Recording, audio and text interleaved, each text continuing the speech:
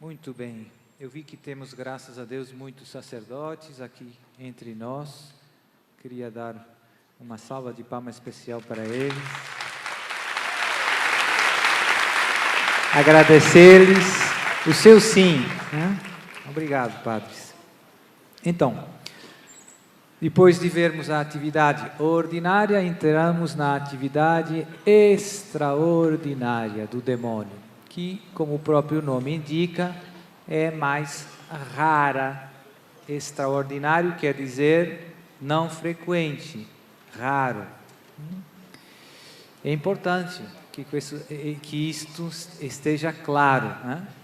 A questão dos exorcismos e desses distúrbios diabólicos são exceções. A maior parte das vezes o demônio tenta os homens ao pecado. Excepcionalmente, existem uns distúrbios que ele consegue causar e que tecnicamente não são tentações. São outras coisas que ele pode produzir na vida dos homens. E a primeira pergunta que surge é: padre, mas por que o demônio tenta todo mundo? Tentou Jesus, mas por que que eles possuem algumas pessoas? E não todos somos tentados, mas apenas uma pequena parte experimenta estes distúrbios extraordinários. Por que uns e não outros? Boa pergunta. Por trás dessa pergunta tem outra pergunta. A pergunta é: o que dá ao demônio a possibilidade de atacar de um modo extraordinário algumas pessoas? Essas são as perguntas que eu gostava de refletir convosco agora e procurar dar uma resposta clara. Então, normalmente, primeira ideia, Deus apenas permite toda a atividade diabólica, não dissemos, mas dizemos agora, é permitida por Deus. Se Deus não quer, o demônio não atua nem com as tentações. Deus permite ao demônio alguma atividade. Já falamos um pouco, porque Deus permite as tentações, porque as tentações acabam sendo úteis para o nosso crescimento espiritual, para a nossa caminhada para o céu, para a nossa santificação. Deus permite o mal, porque do mal consegue tirar bens maiores. Deus não quer o mal diretamente, Deus permite, é diferente. E com os distúrbios extraordinários se aplica a mesma verdade. Nada poderia acontecer se Deus não quisesse, mas Deus permite ao demônio que, em alguns casos, possa atacar as pessoas de um modo extraordinário. E a segunda pergunta era aquela que eu dizia: mas e o que dá ao demônio essa possibilidade? O demônio tem essa possibilidade com todas as pessoas? O demônio pode possuir todos os homens? Sim ou não? Não. Por quê? Porque os distúrbios extraordinários, para que o demônio possa, digamos que, ir para além das tentações, ele precisa da liberdade do homem, precisa que nós o invoquemos. Só o homem pode dar ao demônio a possibilidade de atacá-lo de um modo extraordinário. Ou seja, tentar o demônio pode sem a nossa vontade. Mas estes distúrbios de possessões e essas coisas já dependem da vontade dos homens. Para que haja um malefício, voltando ao exemplo da loja, é preciso que alguém faça um ritual. Ou seja, alguém que com a sua liberdade invoque o demônio e peça ao demônio para causar um dano a outro. Sem essa liberdade, o demônio não poderia ir para além das simples tentações. Certo? É importante, muito importante. E por outro lado, que sério, que importante que é a nossa liberdade no plano da salvação. Não é indiferente o que nós fazemos, o que nós decidimos, e tem consequências no mundo espiritual grandes. Nós, muitas vezes, eu vejo que não levamos muito a sério a nossa liberdade. A nossa liberdade tem grandes consequências, não só na minha vida, mas na vida de tanta gente. Qual é o pecado? Quais é que são as ocasiões que dão ao demônio a possibilidade de causar os distúrbios extraordinários? Eu já preguei sobre isso em algumas ocasiões, é um tema que eu repito muito. São, tecnicamente, os pecados em que eu, de algum modo, estabeleço um pacto com o demônio, em que eu peço ajuda ao demônio, em que eu me tento associar com o demônio, enquanto fonte de conhecimento ou como fonte de poder. Agora vem uma parte um pouco mais, digamos, mais teológica, mais acadêmica, que são os pecados que se opõem à virtude moral da religião. Eu vou explicar rapidamente como tudo isso funciona, mas essas ideias é importante que nós percebamos um pouco. A virtude da religião é parecida com a virtude da justiça. A virtude da justiça é uma disposição. Todas as virtudes morais são disposições do nosso coração, da nossa vontade, em relação a determinados bens. A virtude da justiça é uma virtude que está ligada ao nosso relacionamento com os outros. E a definição clássica, que vem já desde os romanos, que tinham o famoso direito romano, é dar a cada um o que é seu. Justo é dar a cada um o que lhe é devido. E a virtude da religião não é exatamente a virtude da justiça, mas é como se fosse um parente próximo, um primo. Porque é uma espécie de justiça, não na relação com nossos irmãos, com o nosso próximo, mas com Deus. E então seria a definição da religião, seria dar a Deus o que lhe é devido. Jesus um dia disse: dai a César o que é de César e a Deus o que é de Deus. Então, com isso Jesus nos está dizendo, tem coisas que são de Deus e que são devidas a Deus. Toda a Bíblia, a Sagrada Escritura nos fala muito, um conceito muito forte na Sagrada Escritura é o conceito de temor de Deus, que não coincide com a virtude da religião, mas que tem grande afinidade, toca realidades que se sobrepõem. E por isso é engraçado que a Sagrada Escritura, Deus nos revelou que o temor de Deus não é uma coisa exclusiva para os crentes, que todos os homens devem temer a Deus, porque tem a luz da razão e tem a capacidade de perceber que existe um Criador, que existe um Deus, uma causa última de tudo que existe, e que esse Deus merece respeito, veneração, que merece culto.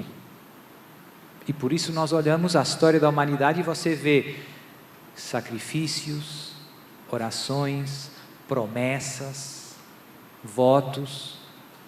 Desde que o homem é homem, tem isso na terra. Antes que Deus se revelasse aos homens, isso é uma realidade natural, está ligada ao uso de razão, tal como a justiça humana. Para você perceber que roubar é injusto, não precisa de ser católico, basta que pense um pouco. E para perceber o que é temor de Deus, que é uma falta de respeito com o Criador, algumas coisas, não precisa ser católico, nem precisa pensar um pouco. Então essa crise de impiedade que nós vivemos no mundo atual, os homens não temem a Deus, é uma coisa irracional, desumana, que não tem paralelo na história da humanidade. Todos os homens de todos os tempos foram religiosos. A impiedade era uma exceção, era uma coisa pontual. Sempre teve algumas pessoas que não quiseram saber de Deus, mas era uma exceção. Hoje nós temos um mundo, uma cultura de uma maioria de gente que não quer saber de Deus. Isso é uma exceção. Se você visse o filme da história da humanidade, assim, rapidamente, em 10 minutos, você via que nos últimos 30 segundos tinha uma coisa estranha, um fenômeno estranho, que é o que estamos vivendo agora. Isso é importante perceber, porque muitas vezes pensamos que temer a Deus implica ser católico. Não. Temer a Deus está ligado à condição humana. O homem é um ser naturalmente religioso. E ainda que na cultura dominante isso pareça não ser verdade, não deixa de ser verdade. O homem é um ser naturalmente religioso. A virtude da religião nos leva a dar a Deus o que é de Deus. Já dei alguns exemplos: orações, sacrifícios, promessas, votos, são tudo atos da virtude da religião. Como todas as virtudes podem ser contrariadas por atos contrários a essa virtude. Já dei o exemplo do furto. Justiça é dar a cada um aquilo que é dele. Se eu roubar, se eu me apropriar injustamente, contra a vontade do dono das suas coisas, eu estou fazendo um ato injusto. É o contrário da justiça. Certo? E contra a virtude da religião, existem dois grandes grupos de vícios contrários. Um por excesso, dizem os teólogos, outro por defeito. Por defeito são os chamados pecados de irreligião, como injustiça, irreligião. O que seriam os pecados de irreligião, padre? Seriam, por exemplo, o ateísmo, as irreverências. Você passa num lugar sagrado e se comporta de um modo irreverente.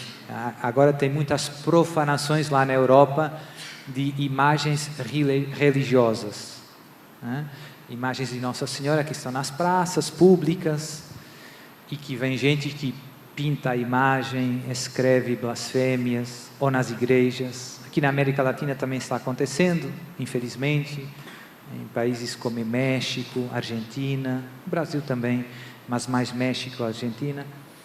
Então são pecados de irreligião.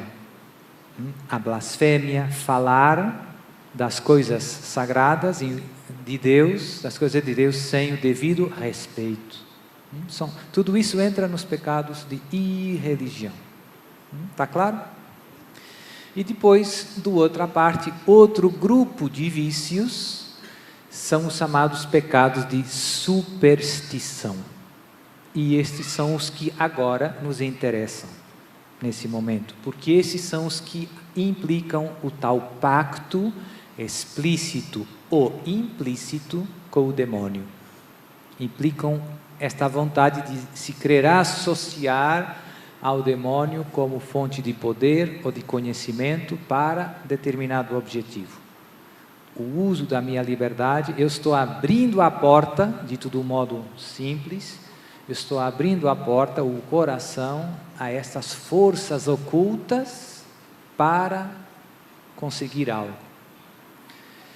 O pecado, os vícios da superstição se dividem em 3 grandes grupos. Alguns teólogos dividem em mais que 3, mas o catecismo da Igreja Católica divide em 3. Então eu penso que os 3 resumem bem. Tem outros que eu penso que se podem reconduzir a estes 3. E são a idolatria, todo mundo sabe o que é a idolatria, a adivinhação e a magia. Superstição inclui idolatria, adivinhação e magia. Eu não defini superstição, mas vou fazê-lo agora. A superstição definida assim de um modo genérico seria o vício que se opõe à virtude da religião, pelo qual eu divinizo alguma coisa criada, alguma criatura ou alguma força criada que não é Deus. Certo? Divinizar, tratar como Deus alguma criatura ou alguma força criada, alguma fonte de conhecimento, alguma fonte de poder que não é divina. Aí religião seria o contrário, né? Seria não tratar como divino aquilo que de fato é divino. Não tratar como divino aquilo que é divino. E por isso, irreverência, blasfêmia, tudo isso. A superstição é divinizar aquilo que de fato não é Deus. Idolatria, né? No tempo do Antigo Testamento tinha todo o problema da idolatria. No Antigo Testamento tem muito isso. No Novo tem, e hoje as formas de idolatria são a fama, o dinheiro, a sua carreira profissional, o que a gente vê mais, né? Você faz da sua carreira, da fama, do poder, do prazer, do que for, o seu Deus.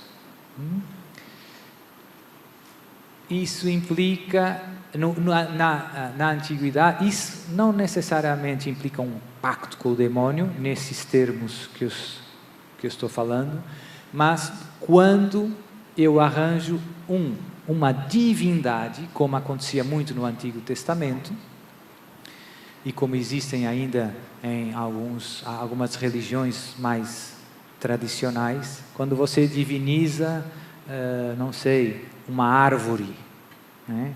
Ou uma vaca, ou uma águia, ou algum animal, uma criatura, e você pensa que essa criatura é divina, e trata essa criatura como divina. Idolatria. E a Escritura nos diz que os ídolos não existem, quer dizer, e que os ídolos que o demônio usa os ídolos, revelar a palavra de Deus, são muitas maneiras, seja no Antigo, seja no Novo Testamento, não vamos ver agora, e que é um pecado que suscita, em termos bíblicos, a ira divina. O povo de Deus foi muitas vezes castigado por este pecado, idolatria, por divinizar aquilo que não era Deus. Ou seja, este pecado é um pecado que corrói, que destrói a vida humana de um modo muito grande. Tem pecados que não têm a consequência espiritual, que é sempre a mais grave, ofende a Deus, nos separa de Deus, mas tem outros pecados que, além desse aspecto espiritual, que é o mais importante, também tem muitas consequências temporais dentro da nossa vida. E a idolatria, quando nós olhamos a história da salvação, se vê que é um pecado que destrói muito a humanidade. E que ofende muito a Deus. Deus castiga a idolatria. Agora não vamos ver os exemplos, mas quem conhece a Sagrada Escritura tem tantos exemplos. São muitos.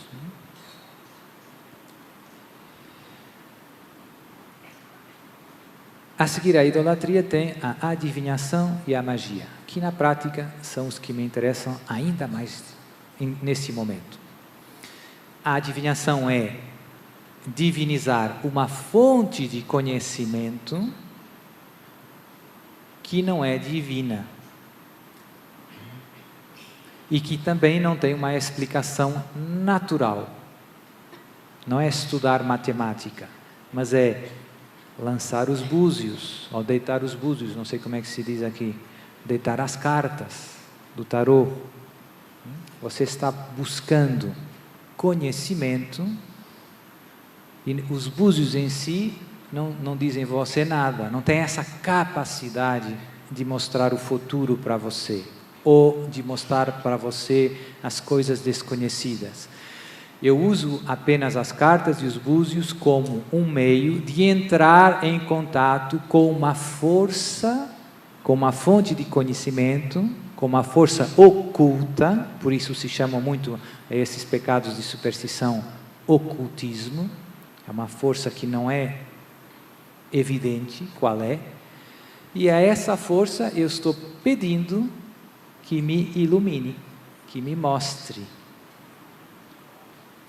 E com a magia é o mesmo mecanismo, a mesma dinâmica, mas não pedindo luz, não pedindo conhecimento, não pedindo informações. Será que o meu marido tem outra? Deita as cartas. Não é isso que eu estou. Mas na magia eu estou pedindo algum efeito. Se for bom, eu chamo a magia branca. Ter um filho, arrumar um emprego, curar uma doença, arranjar namorado. Estou pedindo a essas forças ocultas ajuda para a minha vida. Se for para fazer mal, matar alguém, destruir um casamento, causar uma doença, fazer, voltando à história da loja, destruir o comércio, magia negra. Pedir ajuda a uma força oculta para fazer o mal, magia negra. Pedir ajuda a uma força oculta para fazer o bem, magia branca. Pedir ajuda a uma força oculta para conhecer coisas a mim desconhecidas, adivinhação. Pronto, isso é muito importante que esteja claro, né? Estas ideias são importantes, essas distinções são importantes. O que nos diz Deus sobre tudo isso, que estes pecados são pecados graves e que esta força oculta, que eu explícita ou implicitamente estou invocando, é sempre o demônio. Portanto, esta força oculta que trabalha na adivinhação e na magia, esta força tecnicamente preternatural, é sempre o demônio. E por isso esses pecados de adivinhação e de magia implicam sempre um pacto com o demônio, que pode ser explícito, quando eu vou no ritual satânico, eu peço explicitamente ajuda ao demônio, que pode ser mais implícito quando deitam as cartas, não é? Não é tão óbvio que é o demônio que está por trás. O importante percebermos é que Deus nos revelou que é o demônio que está por trás, e quer eu saiba que é o demônio, quer eu não saiba que é o demônio, é sempre o demônio que está por trás, né? Essa é a verdade que devemos. O catecismo também é claro, né, nessas coisas. Vale a pena ler os pontos em que fala da virtude da religião e desses vícios, né? Embora seja muito sintético, as formulações são muito cuidadas. Então, cada palavrinha foi pensada com cuidado. Viva o catecismo! Viva! Então, estes pecados, como eu dizia, implicam um pacto com o demônio, no fundo, dizendo isso que eu disse agora de um modo mais escolástico, mais acadêmico, de um modo simples. Quando eu vou nos búzios, no tarô, o que é que eu estou dizendo no fundo? Estou pedindo ajuda a essa força oculta para iluminar a minha vida. E implicitamente estou dizendo: Jesus, a tua palavra é muito bonita, mas não me resolve os problemas do dia a dia. Aquilo que me ajuda mesmo são as cartas, são os búzios. E no fundo é uma espécie de adultério espiritual. Eu estou trocando a palavra de Deus por uma força oculta, por uma fonte de conhecimento que não é Deus. Adultério espiritual. Os profetas do Antigo Testamento sempre usavam com frequência a imagem do adultério para falar dos pecados de superstição. Nós estamos trocando o Deus verdadeiro por outro, né? E são pecados contra Catecismo da Igreja Católica. Primeiro mandamento da lei de Deus: não terás outros. Cuidado. A gente se preocupa: padre, eu não mato nem roubo. E o primeiro mandamento? E o problema é que tem gente que vai na missa no domingo e na segunda-feira vai no centro espírita, ou no macumbeiro, ou como o marido que vai à casa e na terça-feira vai com a amiga. Igual. Adultério espiritual. Infidelidade. Não podeis servir a dois senhores, de Jesus.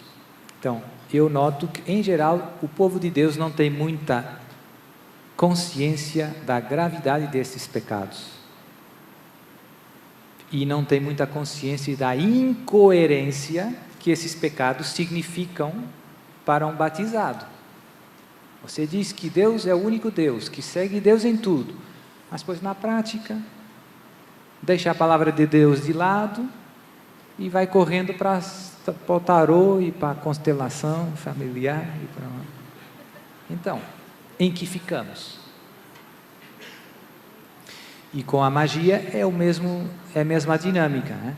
Você, quando vai lá tem uma doença, ou tem um problema, né, no casamento, vai lá, tem uma senhora muito boa, muito piedosa, e faz um chá de capim, não sei o coisa, você toma um chá, você roda lá no local, e você sai curado. Que implicitamente você está dizendo: Jesus, os seus sacramentos, os seus 7 sacramentos, não me dão a força que eu preciso para resolver os problemas da vida. Aquilo que me ajuda mesmo são os chazinhos, os trabalhos dessas alternativas. Adultério espiritual. Muito importante. Por quê? Porque as pessoas que atendemos, infelizmente, necessitam, eu penso que 90% desta catequese. E necessitam muitas vezes de se confessar desses pecados, que não confessam muito.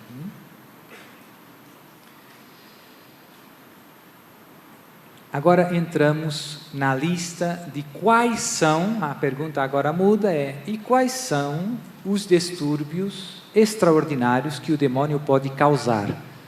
Fundamentalmente, os exorcistas e a tradição teológica distinguem em 5 distúrbios extraordinários de origem diabólica.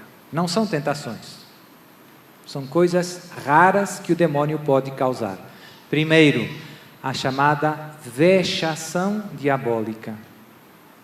A vexação diabólica é o quê?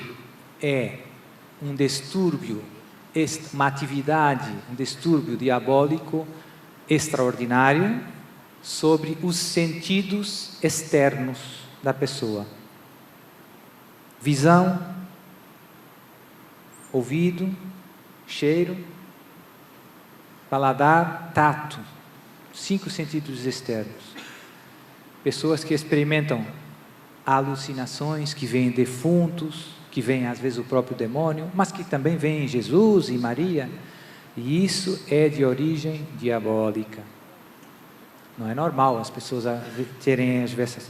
Ou no corpo, que sentem picadas no coração, dores no corpo, na cabeça, na nuca, nas costas, em outras partes do corpo, que fazem exames médicos, um depois do outro, às vezes durante muitos anos, procurando uma doença, e não tem uma explicação natural, e tem uma explicação espiritual. Com os exorcismos se resolve. Vexação diabólica, um distúrbio extraordinário de origem diabólica sobre os sentidos externos. É o nível mais baixo dos distúrbios. Às vezes vemos também na vida dos santos, né? O Padre Pio, o demônio pegava ele e batia nele, mexia na cama dele, né? O cura de Ars, santos que experimentavam vexações diabólicas.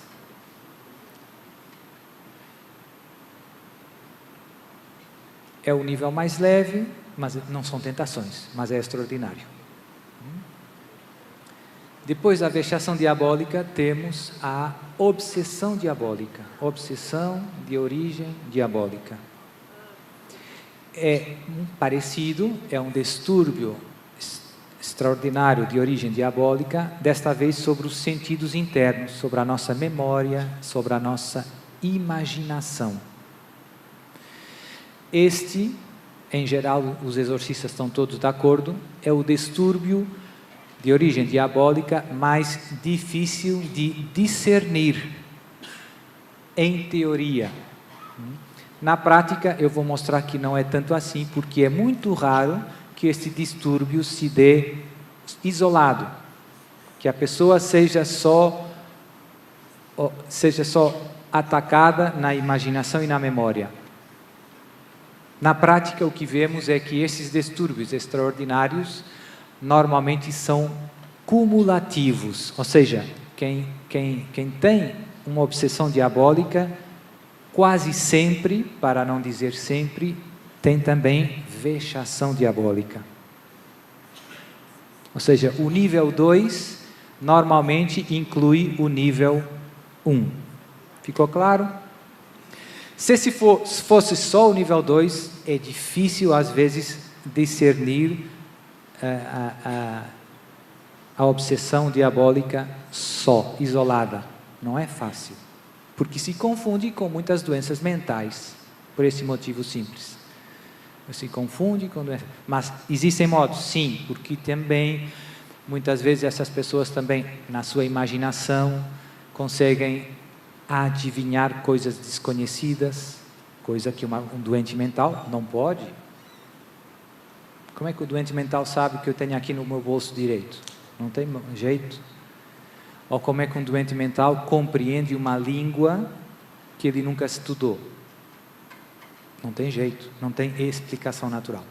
Por isso, embora seja difícil discernir, não é impossível. Terceiro nível, a possessão diabólica. A possessão diabólica consiste num domínio extraordinário do demônio sobre as faculdades motoras da pessoa. Ou seja, o demônio, em alguns momentos, controla o corpo da pessoa, as pernas, os braços, a voz, fala através da pessoa. É isso que chamamos de possessão diabólica. Aqui os filmes não ajudam muito, né? Tem alguns filmes, O Exorcista, O Ritual, né? E sempre dão uma caricatura desses distúrbios extraordinários. Essa foto é verdadeira, né? O padre Gabriel à morte com um caso de possessão. Mas os casos reais não são bem como a gente vê no filme. Como creio que a maior parte de vocês trabalha no ministério e conhece, não gasto muito tempo lhe explicando, né? Porque penso que mais ou menos é conhecido o que é a realidade. Mas quem veja só os filmes e pegue um livro do Padre Gabriel e leia os livros, facilmente faz uma imagem do que são esses distúrbios que se afasta um pouco da realidade. A coisa é mais serena na vida real. As pessoas possessas não estão 24 horas do dia possessas, nem gritando. Não é que não possa acontecer, mas esses casos são muito extraordinários. Para concretizar com alguns números, eu, nesses 11 anos, tive 400 casos de exorcismo. A 98% das pessoas são pessoas que, normalmente, você pode falar com elas, não é que estão sempre sob possessão. É verdade que no início, muitos casos pesados, no início não se consegue. Quando o demônio se aproxima do sacerdote, ou da igreja, ou das coisas sagradas, já ataca a pessoa. Então, tem casos em que as pessoas, as primeiras vezes, as 4, 5 primeiros encontros, eu não consigo falar com elas, sem estarem possessas. Mas com o tempo, as coisas melhoram. E a pessoa tem uma vida aparentemente normal, né? Pois quem está perto vê que não é normal, muita coisa, né?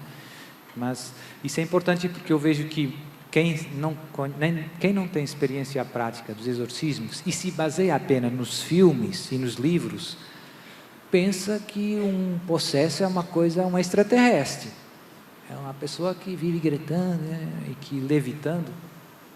Não, são pessoas tem uma vida aparentemente normal, o demônio se esconde e que em alguns momentos tem as crises. Pois se o caso for mais grave, esses momentos são muito frequentes, várias vezes no mesmo dia. Se os casos forem mais leves, são menos frequentes. E as manifestações também variam muito. Portanto, possessão diabólica, são esses casos mais fortes, o demônio controla a pessoa muitas vezes, quando volta nela, não se lembra do que aconteceu, do que ela disse, do que ela fez. Muitas vezes saem correndo, agridem as outras pessoas. Durante os exorcismos acontece muito, né? Porque quando nós estamos rezando, o demônio se manifesta e resiste. Então, tem todo um sinfim de aventuras, né, ali dentro da... Importante, isso é um conselho prático, mas vamos ver nos ensinamentos, também a questão prática. Quando os casos são muito pesados, é preciso pessoas para segurar a pessoa, é preciso um local seguro para não machucar ninguém. Então tem essas questões práticas também. Possessão diabólica, nível 3.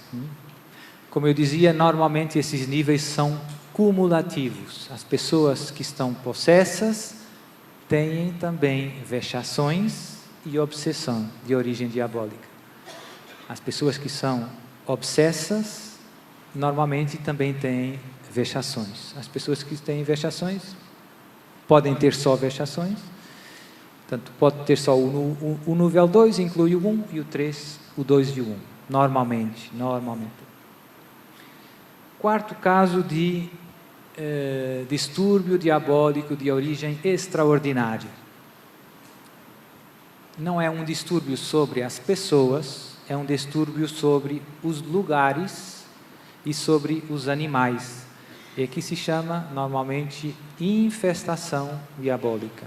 Então, infestação diabólica faz referência a um distúrbio extraordinário de origem diabólica sobre um local, sobre animais. E por isso os exorcismos sempre, desde Jesus até hoje, se rezam também sobre as coisas, sobre os lugares, sobre os animais. O que pode levar um lugar a ficar com rituais, por exemplo, uma casa onde se fazem rituais satânicos com frequência, essa casa Depois, nessa casa, e acontecem coisas estranhas, ataques diabólicos de origem extraordinária.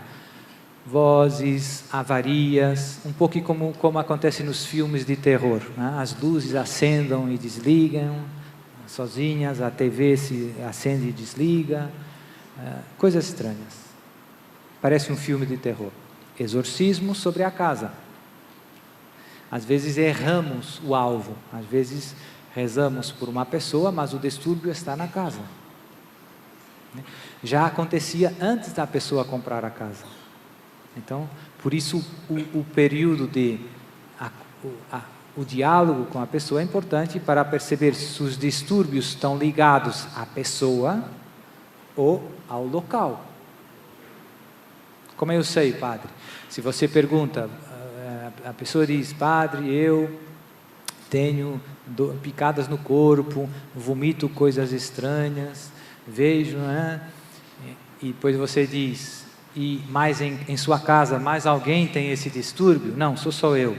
Quando você vai noutra casa, você vai de férias, tem esse distúrbio? Tem esse distúrbio. Isso significa que o problema está com a pessoa.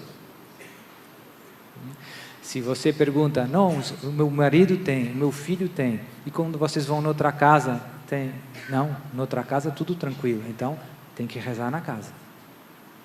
É só naquele local que se manifestam os distúrbios e se manifestam com todo mundo que vai naquele local. Eu não tenho tempo para atender os locais, digamos assim.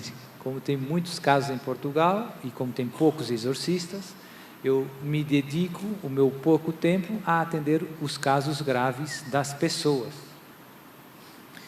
Mas também tive alguns casos de locais não muito frequentes, ou de aparelhos, às vezes um carro, um computador, e com as orações, com uma oração de libertação, com o exorcismo nos casos mais pesados, com uma bênção, esses problemas passam. E você percebe muito bem que tinha aqui um distúrbio extraordinário. Infestação diabólica. Nos animais também acontece, é interessante que os animais, tem casos para fazer exemplos, né? Animais que se suicidam sem explicação, uma casa de uma pessoa que tem cães, galinhas, tem várias coisas, e de repente você vê que os cães começam a suicidar-se, que de noite reagem. Você vê que o animal não está normal. Pelo olhar, você vê que o animal às vezes se assusta com coisas que nós não vemos. E coisas estranhas, os ovos das galinhas saem estranhos, com cores estranhas por dentro, um montão de coisas que não tem explicação natural. E como eu digo, não é só uma delas, mas são um conjunto de coisas estranhas. E no caso das pessoas, eu vejo que os animais também têm uma sensibilidade espiritual que nós às vezes não temos noção. No caso das pessoas que têm problemas espirituais extraordinários, os possessos, tudo, eles me relatam que com frequência em casa, às vezes antes dos ataques que eles sofrem, o seu gato, o seu cão, começa a fazer coisas estranhas. E eles percebem que não é natural. E pois eles também. Então, os animais também podem ser vítimas dessa atividade diabólica extraordinária. Pouco frequente, graças a Deus, não acontece muito. Muitas vezes usam os animais para fazer os rituais. Esse seria também como se fazem os malefícios. Seria interessante, não vou ver agora, mas tem muito modo de fazer os malefícios e normalmente se usa sempre uma base material. Coisas, o mais frequente, animais, roupa, fotografias, comida, bebida, cabelos, quem tem cabelos,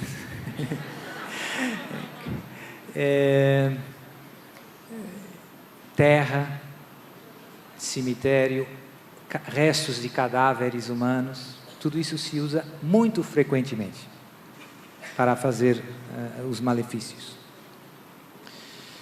Última caso de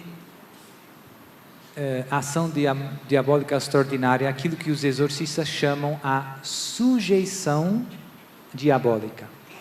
Este é menos conhecido, não encontramos tantas vezes nos livros de Padre Amort e dos outros exorcistas. Por quê? Porque é um caso um pouco diverso.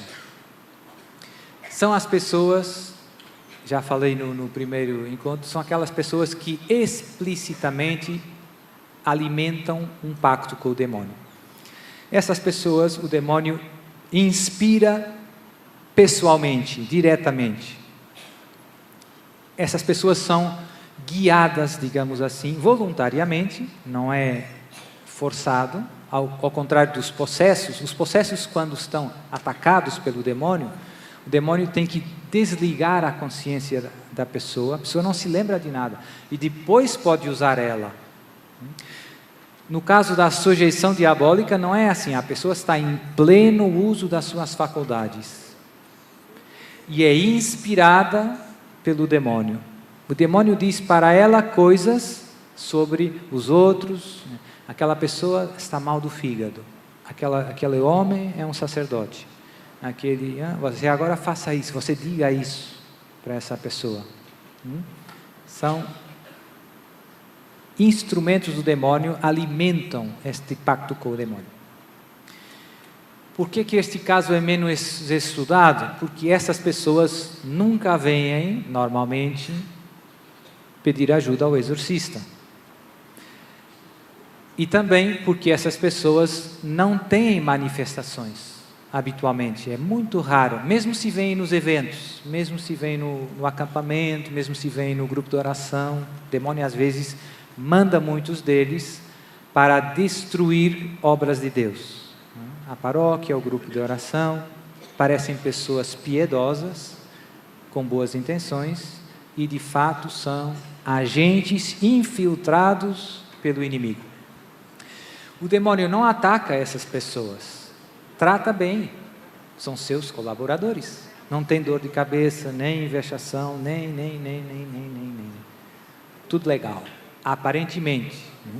O problema é, se essa pessoa morrer, o que vai acontecer à sua alma? Pois é. Só há uma exceção, que é rara, infelizmente, me parece a mim, é que algumas dessas pessoas, na sua caminhada, se arrependem e se convertem. E eu penso que são poucos, não sei, só Deus sabe. Porque o que eu noto é que essas pessoas estão muito acostumadas com o mal. E o demônio dá para elas tudo o que elas querem. Dinheiro, prazer, poder. Muito facilmente. E é difícil que alguém tenha um estilo de vida que manda, que esteja disposto por Jesus, a sacrificar e mudar totalmente. É raro. É raro. Eu tive um caso, mas não muito forte, tive dois, nesses 11 anos. Que foi de cá no Brasil, seria chamada benzedeira, uma senhora piedosa, uma senhora de missa diária, comunhão diária, rosário, ajuda na paróquia, há um montão de coisa bonita. Essa senhora se convenceu, a partir de um momento da vida dela, que tinha um dom para ajudar os outros. E aqui eu não vou negar que existem dons. Deus pode dar carismas, certamente, a quem quer. Mas é importante também o discernimento dos carismas. Temos que ser prudentes. Será que esse carisma vem de Deus? Então, essa senhora, como eu dizia, uma pessoa de oração, que estava convencida que tinha um dom de Deus, essa pessoa não era má, né? Tinha muita coisa boa. E ela experimentava também ataques do demônio. E por isso veio nos exorcismos. Tinha problemas. Ela achava, no fundo ela pensava, não dizia, né, porque era muito santa, né? E que porque era muito santa e ajudava muita gente, o demônio também perseguia ela. E depois eu comecei perguntando e vendo o que ela fazia. Ela mandava pessoas para mim, para o exorcismo. E ela, no fundo, praticava adivinhação. Ela olhava numa foto de duas pessoas que ela não conhecia e ela sabia coisas da vida dessas pessoas. E dizia, esse rapaz está ali, está fazendo isso, e ela está fazendo isso. E chegou um momento em que eu acompanhei 2 anos essa pessoa, uma vez por mês. Chegou um momento em que eu fui percebendo pouco a pouco que isso que ela pensava que era um dom de Deus, que não era. E então eu comecei dando uma freada, dizendo, agora eu não quero mais que a senhora receba ninguém. A senhora pode dar o exame de consciência às pessoas que tocarem à sua porta e pedir-lhes que façam uma boa confissão. Mas não vai mais dizer nada para as pessoas, aconselhar as pessoas, vai simplesmente encaminhá-las para os sacramentos. E o que aconteceu? 2 coisas interessantes. Uma, ela desobedeceu repetidamente. Eu dizia, não faça isso, e ela sempre acabava fazendo. Desobediência, que por trás tem a falta de humildade. Demônio não obedece, nunca. Segunda coisa que eu notava é que eu tinha muitas pessoas que conheciam ela e outras pessoas que tinham estado com ela, então eu tinha muitas fontes de informação, a não ser só ela. Isso me ajudou muito nesse caso. Segundo fenômeno que eu via com ela, diziam as amigas dela, padre, quando ela não trabalha, ou seja, não recebe as pessoas, não faz as orações, ela fica muito mal, o demônio ataca muito ela. Mas quando ela recomeça a receber as pessoas, fica tudo bem. Estão vendo? Ou seja, se ela alimentar a ligação que ela tem com esse suposto dom, fica tudo bem. Se ela renunciar a esse dom, fica tudo mal. Aí vem a vexação, aí vem a obsessão. Tive outro caso de um ex-satanista, um jovem de 30 anos, que esteve numa seita satânica. E ele vestia todo de negro, tudo, cabelo, E eu aproveitei e fiz várias perguntas, quem eram os jovens, onde se reuniam e tudo isso. E eu percebi que ele nunca teve muito convencido que fosse uma coisa boa. Ele estava no satanismo, eu penso que por causa dos amigos, e porque, talvez tem essa fase em que os jovens gostam de ser rebeldes, fazer coisa, eita, pense, vamos fazer isso. Eu penso que por muitos motivos desse estilo, mas não tanto por convicção. Então, ele no satanismo nunca foi um satanista, digamos, muito fervoroso. Sempre estava, mas não gostava tanto de algumas coisas. E as coisas que se fazem no satanismo são pesadas. Tem sacrifícios humanos, sacrifícios com animais, beber sangue, coisas que não são fáceis, se você não está muito convencido. E as coisas foram subindo com o tempo, foram ficando mais pesadas, e chegou um momento em que ele decidiu sair. Chega, não aguento mais, não quero mais, não quero mais. E a partir desse dia, ele que nunca tinha sido atacado, nunca tinha tido distúrbios extraordinários, a partir desse dia o demônio começou massacrando ele. Aí vieram os problemas. A mesma dinâmica da outra. E depois, a providência, ele tinha um vizinho que me conhecia e trouxe ele para mim e no final deu tudo certo, né? Não foram precisos muitos exorcismos. Agora, o que foi muito claro nesse caso é que o demônio cuida bem daqueles que o seguem, não trata mal. Mas se você sai fora, aí começa a guerra. Aí ele não vai querer largar você e vai usar as coisas extraordinárias, porque você, com a sua liberdade, deu um sim para ele. Certo? Então, sujeição diabólica, né? É esse caso. Eita, já fui nas horas. Pronto, mas terminamos todos os casos de distúrbios extraordinários.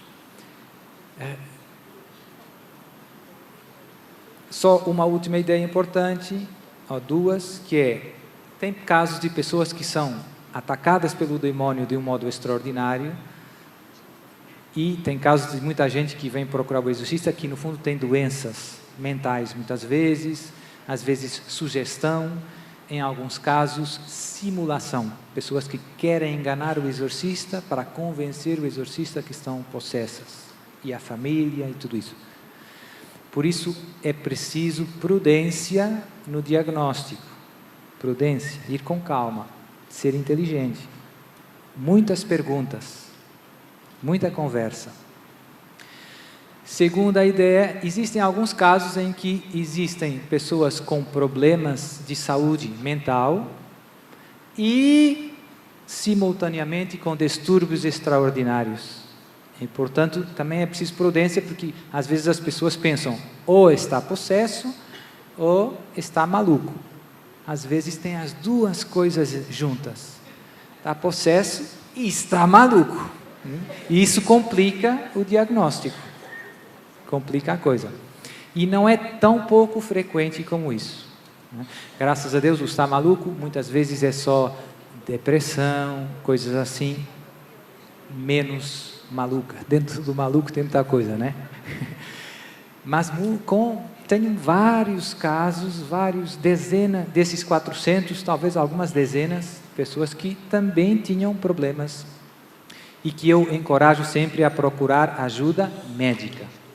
Tenho alguns médicos de confiança, psiquiatras e psicólogos, e encaminho eles para eles, e os convido a ser muito obedientes às indicações do médico, a não mudarem a medicação por iniciativa própria, enfim, serem bons doentes, humildes, mais uma vez, né? Equipa, né? Eu faço a parte do exorcista, o médico faz a parte do médico, né? E isso é importante. E a última ideia é que o ideal, como processo de discernimento desses casos e de resolução não é simples, o ideal é ganhar experiência prática junto de um exorcista com experiência. Ou seja, é muito difícil que você quer entrar no Ministério de Libertação, compra um livro do Padre Gabriel e na semana seguinte vai gritar lá para a sua paróquia, vá de retro, vá. Não vai dar certo, né? É muito útil que você conheça o exorcista da sua diocese, ou de outro, ou o padre, ou o grupo de oração que já tem muitos anos de caminhada, e você entra e vê na prática como fazer, como proceder. Eu uso muito a analogia do médico que quer se tornar um cirurgião. Um bom cirurgião não é só um cirurgião que sabe tudo sobre a anatomia, que leu o livro e que decorou o livro da anatomia. Porque na primeira vez que você vai ter que cortar e coser e colar, é muito útil a experiência, ver o outro cirurgião cortando, fazendo, cosendo. Então, também como futebol, né? Você pode ler um livro de futebol, tudo para que você precisa saber para jogar futebol. Mas é muito importante você, na prática, jogar, né? Então, essa experiência prática é um pouco insubstituível. Esses cursos que nós estamos fazendo aqui, os livros, não nos dão o que a prática nos dá. Então, eu queria que ficasse bem claro que precisamos todos de aprender com os mais experientes. Eu tive a grande graça de estar 10 anos, como estão esses dois homens aí segurando na senhora, de 98 a 2008, com o Padre Amort. Então, isso não tem preço, não tem preço. Foi muita coisa que eu vi e vendo, você aprende. Pronto, então vamos às perguntas. Perdão pelo tempo.